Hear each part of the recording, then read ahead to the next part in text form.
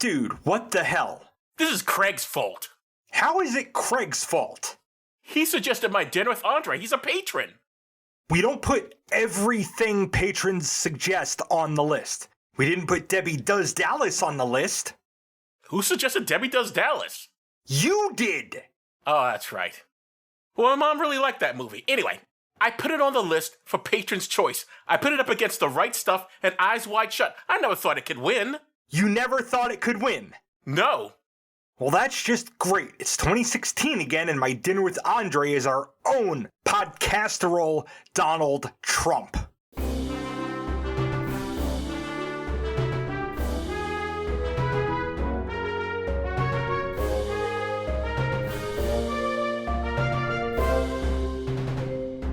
Welcome to Does This Still Work? The podcast looks at old movies and asks, does this still work? I'm Joe Dixon. And I'm George Romaca. And today we are discussing a discussion. My Dinner with Andre from 1981. First podcasty stuff. You can reach us at dtswpod@gmail.com, on Facebook, Letterboxd, and our YouTube channel. Or you could just be friends with us and also be patrons and then say, hey, put this on a poll. Please tell your friends about us and leave 5-star ratings everywhere. You can pick what we watch and get extra per episode content by funding us on Patreon for as little as $1 a month at patreon.com/dtswpod. Now, Joe, take us back to, what, no history this episode? Well, no and yes. I mean, I could have talked about theater in 1981, or philosophy, or restaurants in New York City where the movie was set, but honestly, I didn't want to. It's a movie about two dudes talking over dinner. I figure, since the movie throws out a normal format for a film, why should we discuss it following the regular format? But I will throw out some quick and dirty facts about this picture. Ooh, dirty facts. Those are the best kinds of facts. Yeah, unfortunately, it's not that dirty. First, Wikipedia says the movie was filmed in Richmond, Virginia, on a set in a vacant hotel. They couldn't find that in New York City? The two guys mentioned the women in their lives, and the names they used were the real-life wife and girlfriend of the guys. They talk about an electric blanket, and in real life, the men used an electric blanket because the set was freezing. Roger Ebert and Gene Siskel both loved this movie, and Ebert thought it was the best film of 1981. 1981 saw the release of Raiders of the Lost Ark, History of the World Part 1, and Evil Dead. The Oscar winner for Best Picture of 1981 was Ordinary People.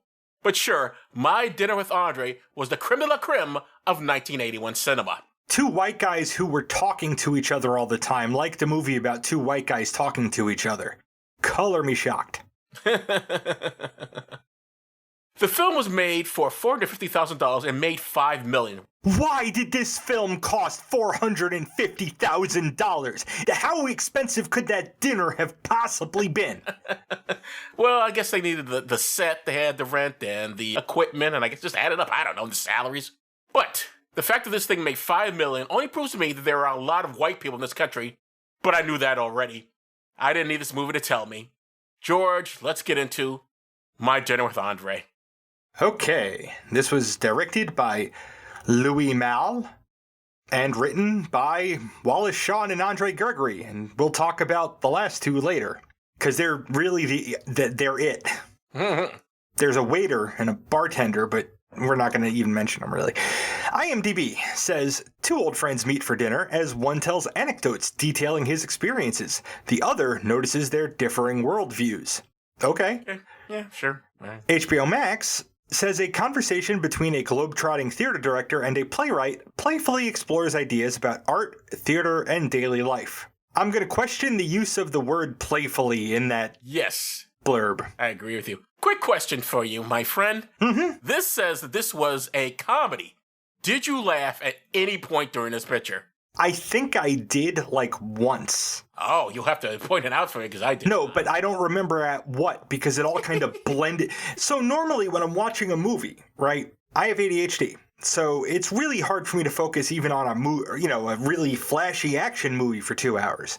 But normally, movies have cues, like when you look down and you look up, something has changed. This movie didn't. So this movie was just a long conversation, because this movie was just a long conversation, so there's no way to, like, break it up. So I don't remember what I laughed at. I mean, Wallace Shawn is a funny guy, so I'm sure he said something funny. Well, I did find the whole... Well, we'll get into the characters. There's one thing I did find amusing, but we'll get into that. Let's get into the characters. Which were only two. Yeah. Andre, played by Andre Gregory. We've seen him previously for this podcast in The Last Temptation of Christ. And I saw him in Demolition Man. And Wally was played by Wallace Shawn, whom we've seen in Clueless for this podcast.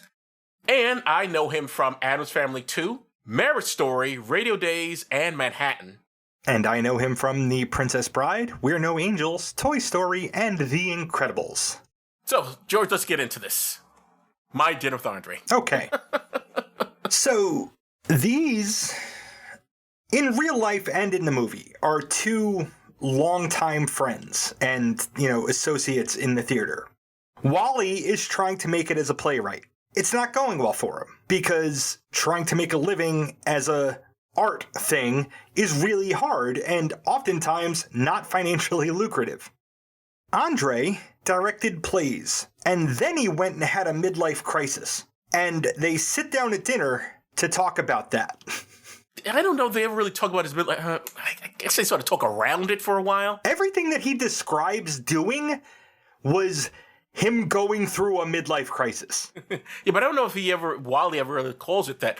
The weird thing about Wallace is he's supposed to be like, oh, I like asking questions. He asks terrible questions, not follow-ups. The part that I laughed at was when Andre brings up some sort of like one of his mini trips that he took, and he sits in some blueberries or blue something, and Wallace Shawn says, "Oh, did you ever see the play where they strangling people on a submarine? Oh, you said blue, blah blah blah, and it made me think of that." And then they just go on a conversation like, "What is this play? He's talking about when they strangle someone on a submarine? What?" So I saw a dynamic there that is almost insulting to you, but it's not really, because you do it differently. But you do have a thing where you will listen to somebody talking, and then you will ask a question. Like, you have a mode like that you operate in. Your way of asking a question, though, is generally slamming on the brakes and bringing the conversation to a halt, because answering the question would involve embarrassing oneself. Wallace asked it like he was hitting a flywheel, and it just got the guy spun up again, and he'd just keep talking. And it was like he was just trying to keep the game going for as long as he could. Here's something I found very curious, and I've heard other podcasts about this movie, because I want to see what I knew what my perspective was, I'd to others. Yes, you care what other people think. I do.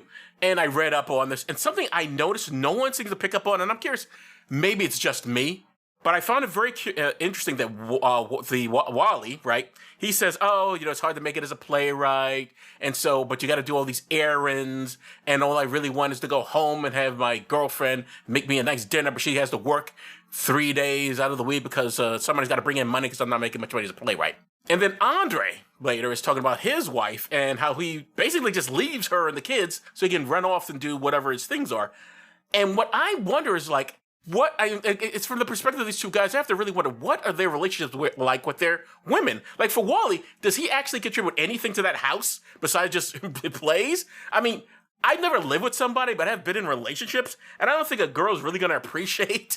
Like, oh, today I just spent writing my plays, and then I sent out my folders, and I sent out my plays, and I sent out, yeah, but did you help clean the tub? We still need, there's still stuff need to be done in the household. He never mentions. But it's even worse with Andre, because he just leaves his wife and kids. He loves his kids, and he loves his wife, and he supports them and everything. But how could you be in a relationship with someone who just takes off like that? Not for work, not because it's his job or he had family commitments. He just feels like it. Just ups and goes. How could...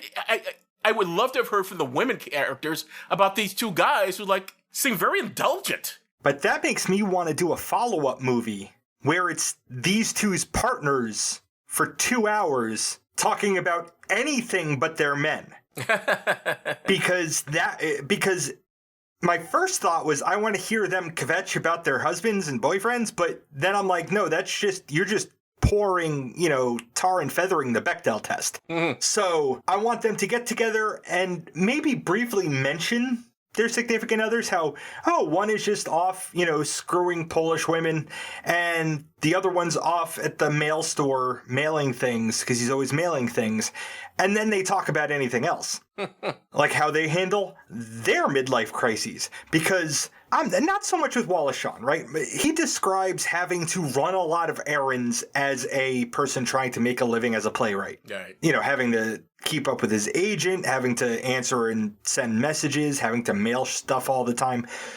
But Andre really, at least while he comes home, and he feels bad that he cannot be the sole provider. And he misses that his girl isn't there, just able to live there, which, again, that's a toxic patriarchal mindset anyway, because...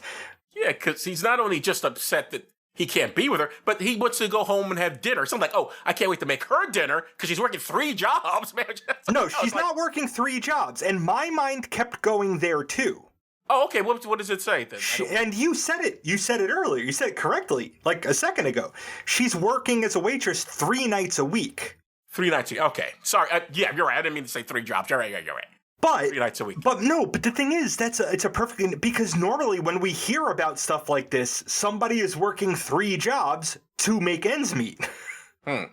So I would have liked to have seen him lament that her work isn't, like, maybe she is perfectly happy waitressing 3 nights a week, but I don't know of anybody, I've never heard anybody say, I want to be a waitress when I grow up. Being a waitress is not often a way to advance a career or make a name for oneself in a career or make a career that is meaningful to you and fulfills something within you other than a need for money. And it barely does that. So I would have liked to have heard him frame his failure to bring in money as he sees it and as society sees it as being harmful to her by not allowing her to pursue what she wants to do. Yeah, we don't really know what she wants to do. All we know is that, she's like working the 3 shifts or the 3 days, whatever, as a waitress to support them because they're not bringing in any money. And that all he wants to do is just go home and have her make him dinner. Well, but there was a statement he does make at the beginning, and I'm curious about what you thought of it, because I thought of you when he said it. Not that you were like this, but he says, you remember at the beginning of the film, he's like, when I was a kid, I was 10 years old, I was an aristocrat. I ran around in a taxi, just thought about art. Oh, yeah, yeah. And then he said, now I'm 37, now I think about his money. 37. Like, Which, by the way, he says he's 30. I am 42. I look younger than Wallace Shawn at 37. You really do.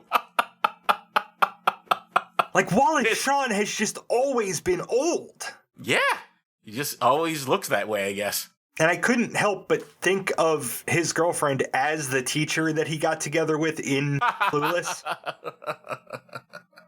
Were you thrilled when he said inconceivable? Since that's his big word from the... I didn't even pick up The Princess Bride, but I didn't even pick up on him saying it.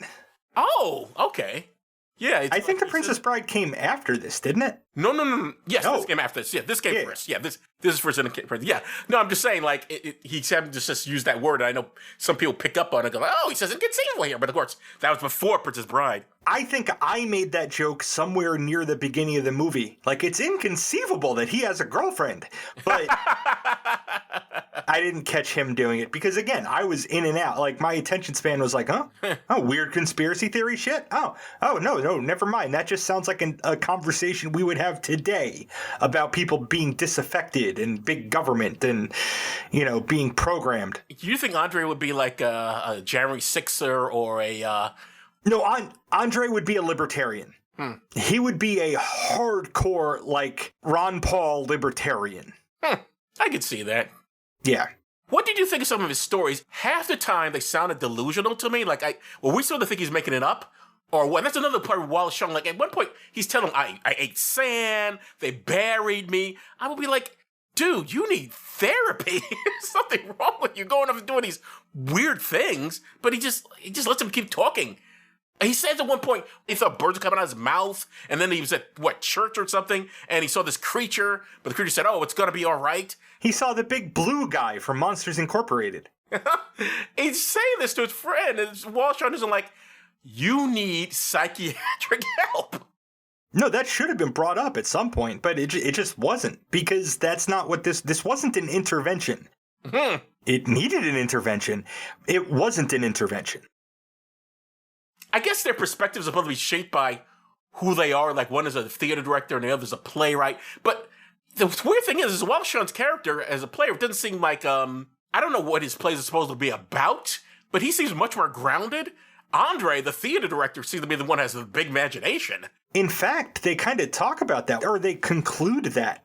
Wally says that he's trying to show an audience a version of reality. And Wallace Shawn does live in an apartment in Manhattan with his girlfriend working 3 nights a week. And he's got he literally, at the end of the movie, he takes a taxi cab and he remarks that he has a memory of every storefront and building that he's passing by. Right. So he lives in the real world. He might be trying to use his imagination to create art, but he still has to live in and interact with the real world every day. Andre is traipsing around Europe, finding or being gifted groups of 40 women to go cavort in the woods with. I should be clear, he never says he sleeps with any of these women. I said cavort, I didn't say sleep. But he did specifically request 40 Jewish women who cannot speak English, who don't play a musical instrument or can act. That's right. I forgot about that. What do you think that says about him? What do you think it says about his character exactly? The context of that was somebody wanted him to teach a class and he didn't feel like he had anything left to teach. So he tried to come up with this outlandish, impossible scenario that if fulfilled, fine, then I'll come and teach. And what he came up with was, if you can find me 40 single Jewish, middle-aged, one-legged, three-eyed, whatever. And whoever it was that wanted the favor from him, well, they're not all Jewish, and some of them can play an instrument, but none of them can act, and none of them speak English. And, somebody goes through that much effort to put this together, it's like, all right, I'll be a good sport, I'll do the thing. And the thing ended up being go out in the woods for an extended, non-communicative improv class. The stuff that comes out of Andre's mouth, again, strikes me as someone's having some sort of delusional issues, some sort of serious psychiatric problems, but also someone who clearly has a lot of money and can afford to just be taking these trips and just going to the fancy restaurants. Did you notice in the restaurant, everyone is wearing a tie except Andre? I did not, but that tracks. So he's like, he wants to go to this fancy restaurant, but he wants to dress like he wants to dress. I mean, not that they were going to complain, obviously, but just interesting. If you notice in the background, everyone, of course, Wallace Shawn puts on a tie. Yeah, well, no. Wallace Shawn doesn't just put on a tie. Wallace Shawn arrives outside of the restaurant, pulls a pre-tied necktie out of his chest pocket of his overcoat, and puts it on very conspicuously. All right. Because it's that kind of place. And then Andre just saunters in, wearing his pajamas or whatever the hell. And, yeah, nobody seems to remark on it. Nobody seems to care. By the way, what did you think the hens were too small? I've never had quail, so I have no idea. I think they were about that size, actually. I've had quail. Yeah, they're small. They're small birds. They're small. Like, he didn't say, bring me a turkey. We didn't know they'd be so small. Well, he'd never had quail before. Evidently, yeah. It's interesting. Some people say, in the film, when they start ordering, that the Wallace Shawn character keeps ordering what Andre does, but in point of fact, he doesn't. Initially, he goes, okay, I'll get the quail, but he also gets potato soup, which Andre doesn't, so... Yeah, he gets a different appetizer. He gets the cappuccino also, but he has an amaretto with it, and Andre doesn't have that. Right, at the end. Yeah. Why do I remember these weird, very specific details? Well, what do you think of them as... Do you think they really represent their actual characters, or do you think they were just an exaggeration of both the actual actors? Honestly, I have no idea, because I don't know these people. I can't imagine Andre Gregory actually behaves this way. I read up a little bit about him. His wife has passed away. She stayed married to him. I can't imagine being married to someone like, I'm just leaving anytime I want, so presumably that's not real. Also, again, some of the stuff he says is so crazy, I think he just said it just to see if he could get a rise out of Wallace Shawn or something. I don't know what this script looked like. I really should try and track it down.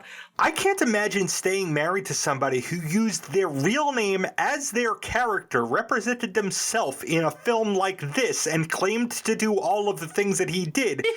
Because I cannot imagine that every person in her life who saw this movie came up and said, "What did you think about him going and cavorting in the woods with 40 women?" Like, that would just become an annoyance. Yeah, true. But I guess it wasn't, because they did it and it's fine. What do you think of Andre's like definition of authenticity? Like not having a blanket when you're cold and all this sort of stuff that's artificial. He also at some point calls himself like he's like he should be on trial like a Nazi because he's like he did that a lot. Yeah, he put up Nazis like what the hell was that with the flag? Now, granted, he was not pro-Nazi. No. He did not come off as pro-Nazi, but he seemed to find Nazis funny. Oh, certainly the topic came up a lot. Yeah, well, I mean, there's the Sanskrit swastika, which is a thing. That's a thing. That's right. It's because, Nazis didn't come up with that symbol out of nothing, at the point in history that they did, and nobody else had ever thought to cross lines that way. Right. So it has showed up in a lot of different art and a lot of different cultures. But because of how atrocious the Nazis were, that symbol has now been tainted for most in the world. However, some cultures refuse to give up their symbol. Just like I kind of refuse to let conservatives own the American flag.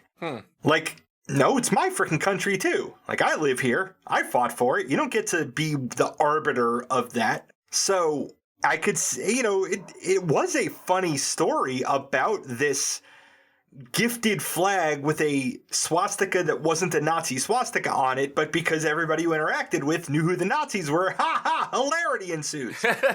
What I found really weird about that is like one day he just woke up and, or did he have a preamble? Because I don't remember him saying why he just decided he wanted a flag, right? Or was he doing it for a reason? I don't remember. Because I got the impression he just one day just woke up and said, I want a flag today. One day my now girlfriend woke up and looked at Facebook, saw a picture of me, and decided to send me a message. And now we've been living together for 5 years. Isn't that hilarious? Like, things happen. You do a thing, and you get a wild hair up your butt to do a thing, and sometimes something happens from it. Yes, it can be amazing, and the less statistically likely something is to happen after such a thing, the funnier it is. Just wondering why he just decided he wanted a flag. That's all. It just seemed weird. Like, I just want a flag. We can't answer a question like that because sometimes we just want a flag. Yeah, I guess so. He wanted his own personal flag, and then they say, "Oh no, it's like from the devil. Get rid of it. It's horrible." A swastika in it. What he should never have taken it with him in the first place. So the guy showed it to him, who made it. Go like, you know what? I'll pass or redesign it. We will hold on to a lot of things out of sentiment. For example, the giant cross on my arm. I don't know that he's holding on for sentiment, especially since he gets such negative feedback for it. But whatever. I just thought it was funny. Like, why did he want a flag? And I felt, did I just drop out of the scene for a second? What happened? No, it can act as a conversation starter, and it did for him. Yeah. Just like the cross on my arm. But you got the cross because at the time you were religious. We don't know why he decided he just wanted a flag all of a sudden. Just woke up wanting a flag. I don't know. Just like he just wanted to go to India or whatever. Does he or does he not come off as some sort of like colonizer? White tourist. Yeah. Just white tourists are like, oh, how interesting. Oh, I don't have to do Western values. Absolutely, yes. Yes, he absolutely has the mentality of a white person with a lot of money who can just go anywhere and not really have to understand what it is that they're, surrounded by. He had enough money that he could go to an impoverished nation and be shielded from that poverty. And white people have been doing that since, white people identified as white. And before then. Oh, another thing. What was that whole story about him and the monk? Can you imagine that he went off to this foreign country, meets this, I guess, Japanese monk, doesn't matter, but he meets this monk, brings him back to his house to live there. Like, again, I'm like, what did his wife think about this? And you have 2 small children. You have this strange man living in your house? You know what would have made more sense? If he'd found that monk in Manhattan and the monk had tried to sell him like a playing card with something on it for $20, and that's how, because that happened. You find monks that way in Manhattan. You don't have to go to Tibet to find one, or wherever the hell he went. Yeah, sometimes you have weird house guests. Like, I didn't find anything that he described necessarily unbelievable.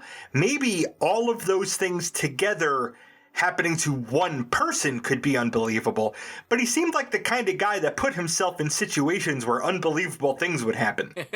No, the monk part isn't unbelievable. Finding someone who wants to, yeah, sure, I'll go back and crash your place. That I can believe it. I'm just curious how, I mean, in his telling of the story, his wife seems okay with it, and the kids love the guy apparently, but I'm like, you're married.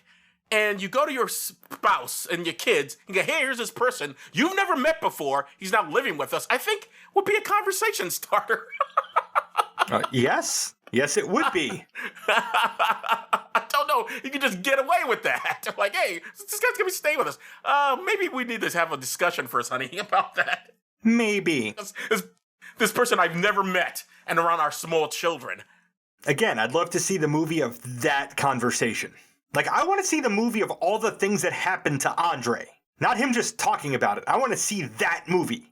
Even though he does most of the talking, let's get off Andre for a second and talk. What did you think of Wallace Shawn's character? In so much we get anything about him. Wallace is an observer. He likes to watch. And I know that has a lot of weird connotations to it, but he just likes observing the flow of life around him. And that's why he wanted to keep hitting the flywheel. That's why he wanted to keep Andre talking, because he was getting just this deluge of weird experiences and ways to combine ideas. And that fuels him. That keeps his mind engaged. And he likes that. So basically, Andre is like cocaine for him. Do they ever discuss any of his plays? I can't remember. I know he talks about he wants to be in reality, but I don't know. I think they briefly mentioned one, but I don't remember enough about it to talk about it. Like, no, they did not make a big deal out of exploring what Wallace Shawn's idea of playwriting meant. Just be curious if he, like, what sort of like did he tell family stories, kitchen sink stories, whatever, but we'll never know. And the most unbelievable thing about this movie, because it was a conversation now, and one person is worse at it than the other. Andre acted like an actor and he read his script beautifully, but it was a script. He was doing a movie. Wallace Shawn had a lot of crutch words, and it made him a more believable character. It made me believe that he was in it maybe more as a person in a conversation than in a movie. Okay. I think it was, was his thing. Like, and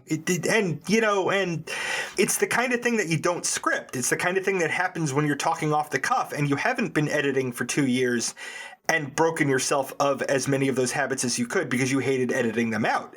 So that's why it's hard. Like, it's annoying for me. The movie annoyed me in that it looked like it was supposed to be a conversation over dinner, but it sounded like a movie. Also, I look, I know this was supposed to not be a conventional film, but you know what? I go to the movies for what? Conventional films. I like movies. There's a certain trope to them I enjoy. And I go see this, I didn't watch this originally. I just saw it for the show for the first time. So we both only seen this the first time, right? Yeah. Yeah, because I've never seen this before either. Okay. But I'm watching this thing, and I expect the waiter and the bartender to have more to do because they're there. Now, in real life, of course they'd be there. It'd be weird if they didn't have a bartender and a waiter. But at the same time, they have lines, but it doesn't really add anything. It's like a real waiter and a real bartender. In which case, I'm like, well, then, if I want reality, I'll watch a documentary. Yeah. I am watching a movie. So as such, I want these characters to have something to do. And the waiter was only mildly judgy when Andre was being loud and talking about weird shit. Right. There's somebody should have come over to that table and been like, can you keep it down? There are people eating right over there. Sir, can you keep it down, please? You're disturbing the other customers. But nothing. Yeah. That didn't happen at all. In fact, the movie ends with them coming out of their conversational bubble for a minute, looking around, the restaurant is empty, and they have finished resetting all of the other tables for the next day, and the waiter is just standing by the door, smoking a cigarette, kind of like, what is it, Monty? I think it was The Meaning of Life. No, not Meaning of Life. Yeah, Meaning of Life? Was it? Maybe. I don't know. Where the camera follows the guy in Monty Python, out of the after the big fat guy explodes. Oh, that would be... Would you perhaps like a mint? Yes, that's a Meaning of Life. I'm stuffed. It's wafer thin, and then he explodes, and then the waiter's sitting there as somebody cleans up the puke from earlier, and you want to see the meaning of life, I show you. And he leads the guy on a long walk through the fields and back, and this is the house that I grew up, and then the camera starts walking to it, it's like, fine, fuck you, you Philistine, you don't want to... But he's the waiter's just standing there smoking a cigarette, and all I could think of is that part of a Monty Python movie, and then nothing of the sort happened. He just brings the check. Do you think this would have been better at just maybe 90 minutes? I think this would have been better at like 45 minutes, because that's how long a dinner takes. I think they filmed this over 2 weeks or something. Sure, but the thing is, like, did they arrive with a half hour, like, because they mentioned that the rest of the customers had left hours ago. So did they leave right after you were seated? Because you were there for the movie's 2 hours long. Yeah. How much early? How close to closing time did you show up like an asshole? And I want to know, and I'm gonna die disappointed that I do not know how much Andre tipped. Oh, yeah. What was that whole thing with Andre when he starts talking about he has a doorman and he calls the doorman by his first name, but the doorman calls him Mr. blah, blah, blah. Oh, well, Mr. Gregory. And he feels bad about that. He's like, I'm telling you. The doorman's a slave, and I'm a slave owner. The doorman is being compensated for his time. Probably unfairly, probably not enough, but he is being compensated for his time. And I think, don't the doormen in New York City have a union? They sure do. They sure do. So there is a collective bargaining agreement involved in his compensation. No, Mr. Andre, he is not a slave. Well, he never uses the word slave, but yeah, he comes real close. And if he's bothered by the guy calling him Mr. Gregory, just say, oh, you don't have to call me Mr. Gregory, call me Andre. That's it. Yeah. The only reason he calls him Mr. Gregory is because he's working there, and he probably thinks he'll get a bigger tip if you call him Mr. But if you want to hear your name, then he'll call you by your name. He doesn't care. These guys are not invested in your lives. Because as a general rule, people who live in buildings that can afford door people are the kinds of people that will tip larger if you show proper deference to them. Yeah. So he does that because that's what ends up getting him more money. You are the weird case, Andre Gregory. You are the oddball. You are the statistical anomaly in that you want less formality. All right, so here's the thing I want to know, though. I don't understand. Do you think the characters evolved at all?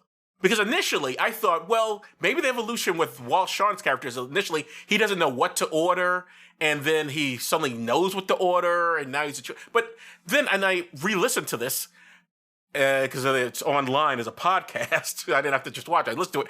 And I noticed, even from the very beginning, he doesn't order exactly what Andre does. So if that's not the change, then how does he change? Does anybody change in this thing? Nobody changed in this movie, Joe. It's only 2 hours long, and it's a very explicit 2 hours of conversation over dinner. That's not really enough time unless one converts to the other's religion for a major kind of character development of any kind. I think if anything happened, Wallace Shawn walked away from it with, again, ideas. For a play? Yeah, creative inspiration to weave into his playwriting. Yeah, it's hard to, I mean, again, when I see a movie, I like watching characters. I don't want to see, if I wanted a 2 hour conversation, I have friends I can go have 2 hour conversations with, or I could, see a documentary. I don't need it in the fiction. In fiction, I want to see these guys grow. They go, they meet, something has to happen. He tells them I was depressed, and don't be depressed, and he gets them out of depression. Just something different from, these are the same guys as near as I can tell, at the beginning of the film, as they are in the middle of the film, as they are at the end of the film. So why am I watching this? The only thing that changed was the dinner. The dinner started as an appetizer, went to an entree, and ended as some cappuccinos with an amaretto. That's what evolved and progressed through the movie. Everything else was just two dudes talking.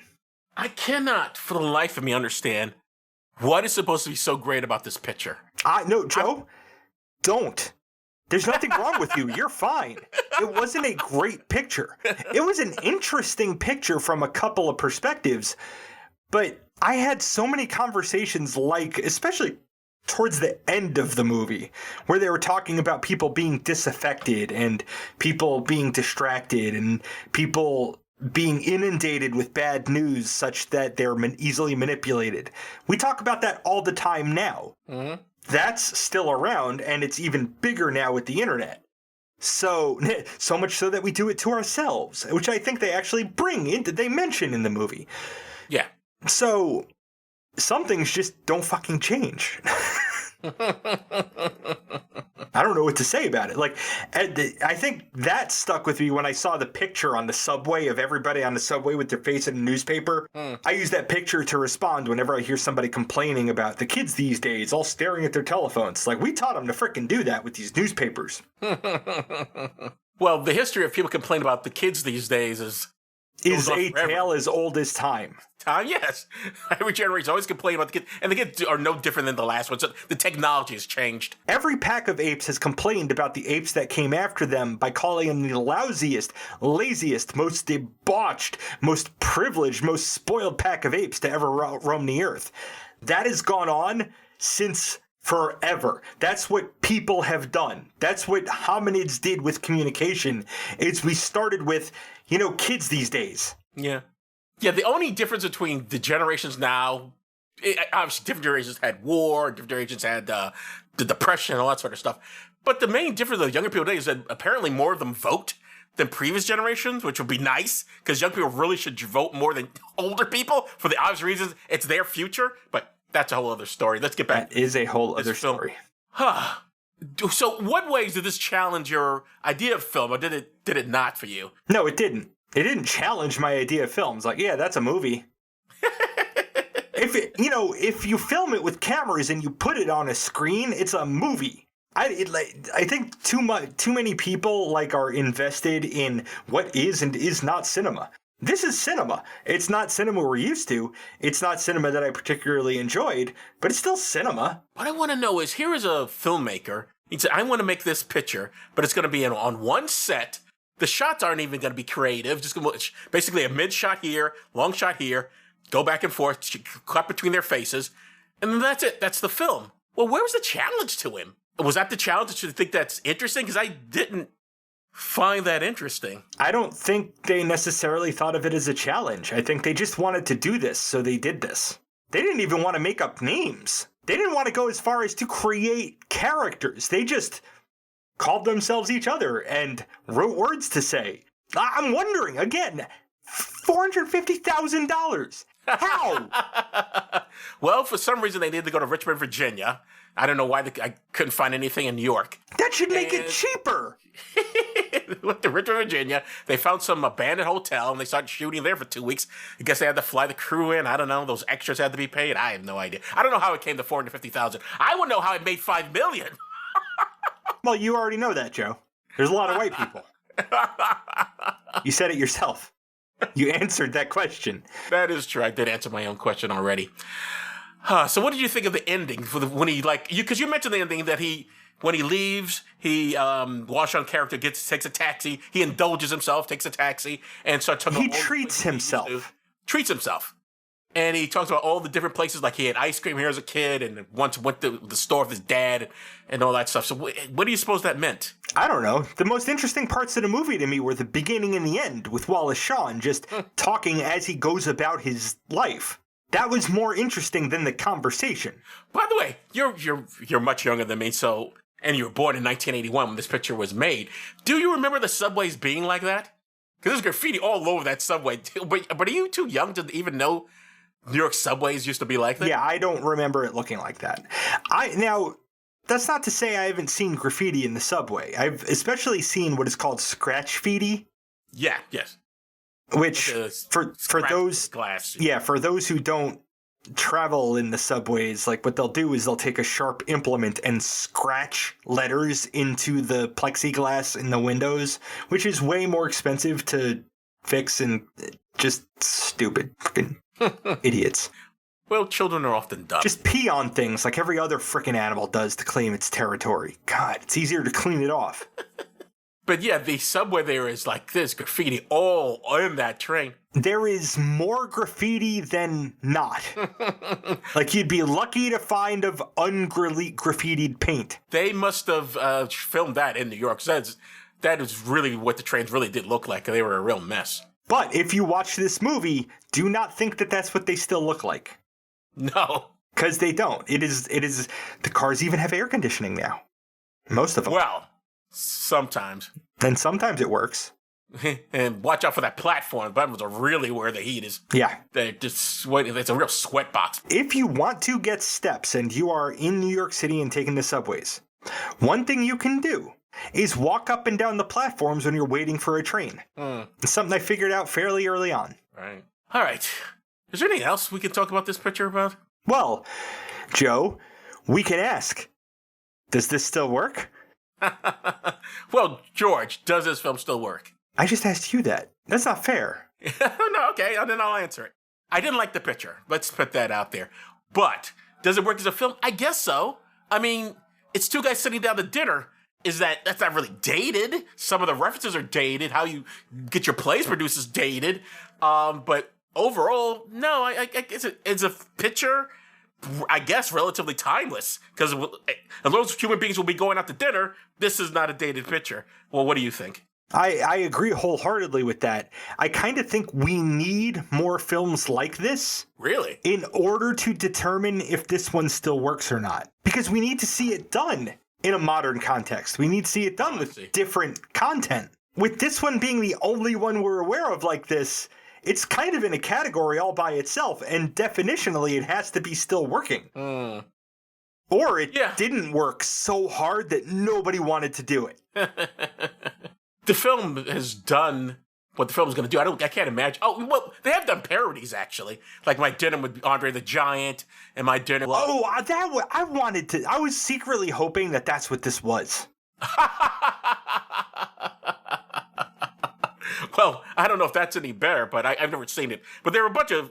And that's just been a long-standing joke about My Dinner with Andre, where people go like, oh, My Dinner with blah, blah, blah, and they go out and... Well, for a certain generation, the name Andre has one association, and it's Andre the Giant. Yeah, true. And then there's all the sitcoms that make jokes about it, and I think there's a famous Simpson episode where it's supposed to be... My Dinner with Andre, but it's a video game. Oh, Jesus Christ. And that's the joke in The Simpsons, a video game of My Dinner with Andre. And My Dinner with Andre action figures. And they have those jokes like that. The waiter is a super rare one. It's a collectible now. All right. I think that's all. I mean, what else can we really say about this thing? Yeah, I know. We don't usually make short Patron's Choice episodes, but this one's gonna be. Yeah, apologies, but... It's a movie about two guys eating dinner. What do you want from us? Yes. I want Eyes Wide Shut. You guys voted for this. And if you didn't vote, then that's on you. You should have voted. See what happens if you don't vote? This is why you should vote. Exactly. In every election. Especially ours. This was a Patron's Choice episode, and the poll for next month's film is already up on Patreon. The choices are Nashville from 1975, Sid and Nancy from 1986, and Almost Famous for 2000. If you want to vote, but are not a patron, you can fix that by becoming one at patreon.com/DTSWpod. Now, George, what's up next? Next week, my bonus kid Shoshana will be joining us to talk about The Living End from 1992. Right, The Living End, which we have already recorded, and what a fun time that was. That was a fun time, Joe, yes. So I guess that's it for this episode. I'm Joe Dixon. Thanks for listening. You know, listeners, I'm sorry there were no sound clips in this episode. There's not going to be an end clip in this episode. It's just that way. I'm George Ramacca. Thanks for listening indeed, because if a podcast drops and there's no one around to hear it, it's just another collection of ones and zeros that doesn't matter. You've been listening to Does This Still Work? Produced by Joe Dixon and George Ramaka. The hosts can be reached via social media, email, or the contact page at dtswpod.com. Be good to yourself and others, because that still works.